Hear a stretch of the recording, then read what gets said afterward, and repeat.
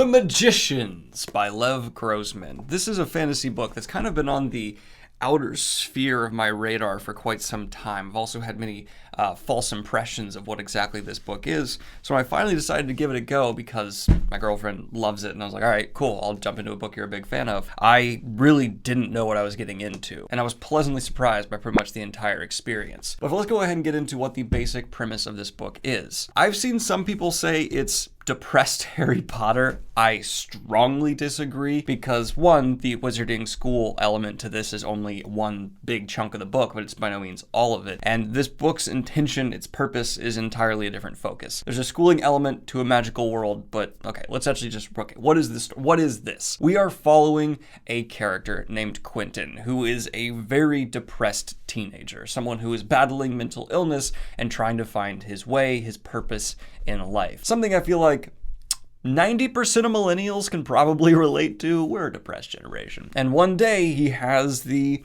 magical world opened up to him. And this book asks the question, would you be able to find purpose and happiness if you had suddenly these grand magical opportunities before you? My biggest compliment I can give here to what was written is that the answer to that is complicated, because that mental illness is not a simple, oh, you can now shoot fire out of your hands, so great, you're no longer depressed situation. That's just not how it works. And I really like Lev's devotion to this idea that mental illness cannot be just solved with a quick, easy, unveiling of magical elements, which I feel like a lot of fantasy authors have done before him. And on top of that, the characters aren't exactly lovable. Even Quentin is kind of a piece of shit.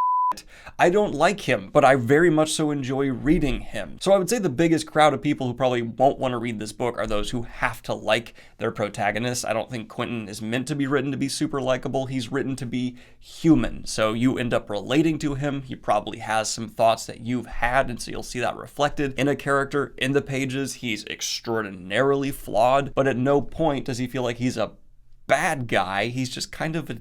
And I think the author has done an extremely admirable job of defining those lines between a villain, a flawed human, an asshole, and a good guy, because there are also good people in this story. I really feel like The Magicians challenges various ideas and aspects of fantasy extremely thoroughly. Even aspects of like portal fantasy. If you go to this other world, will it live up to your expectations? Maybe not, because it's still a world, a living, breathing environment that's going to have problems. So this book is essentially a giant reality check throughout the fantastical lens, which in the age of grimdark seems like something that might have already been done before, but you have to understand this is through the eyes of a depressed teenager who is more or less just dealing with a lot of the same problems internally that we do on a daily basis. The stakes are not extraordinarily high. We're not dealing with like end of the world type stuff. We're instead just going through the day in the life and stupid decisions of someone who's handed a lot of power, who might not be in the mental state or immature enough to handle it. All of that works out extremely well. Even the romance elements here are handled with a lens of reality that I just greatly appreciate. This book is quite well written. I would say it's borderline in the poetic and beautiful in some aspects, and the pacing is sharp if lulling at times. I just think this is exactly accomplishing what it wants to. It's not exactly a joyous read because of the context and the material within, but it's definitely alternative for a lot of what you're going to get into for fantasy. So if you are interested in a wizarding school for a large chunk of it, but then it excels and goes beyond the ramifications of the real life ideas of being a magical user in the real world type story, this might be really perfect for you. I think a lot of people are actually really going to enjoy this book. It's rare to find an author who can capture a teenage mind so well. I mean, you know what I'm talking about. So many of them talk down to teenagers or make them too smart or overly philosophical or overly emotional. Instead, the teenagers here, while they are overly smart in some ways, do act so dumb or so just realistically flawed that I'm like, oh, I'm watching a teenager. Because I've met teenagers and I remember being friends with teenagers who are brilliant but also idiots, or reading too much into every conversation, something I still struggle with as an adult.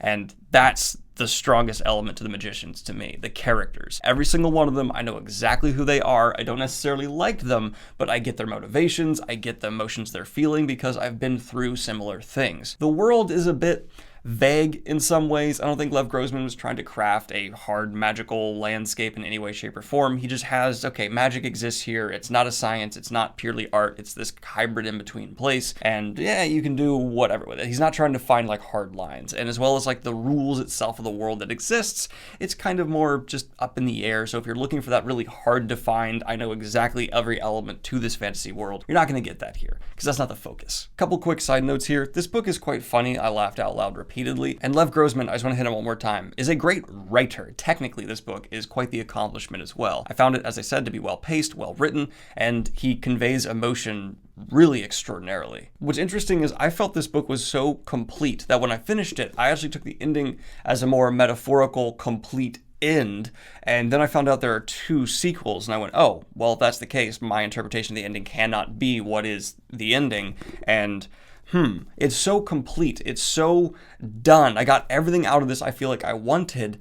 I don't really feel much of a need to go on to the sequels, but it's also good enough that I feel like I'd be missing out if I didn't, so I'll be looking into the sequels to see if they're as well received as this one, but overall, I'm impressed. I do also want to hit on that I had some issues with this book's structure in the first half, but once you got to the latter half, it was much more cleaned up and fine, but it is a bit jarring how the narrative moves and kind of escalates and de-escalates for the first 50%, not nearly as much as an issue after you get past, I'd say, the halfway point. And this also kind of blends into that pacing issue I touched on, where it's not poorly paced and the structure's not poorly done, but it's just not up to par with some of the other elements of the book, like the characters, which I think are spectacular. Specifically for the structure thing I'm talking about at the beginning, I just realized that some people might have a problem if I don't get into like the details and specifics.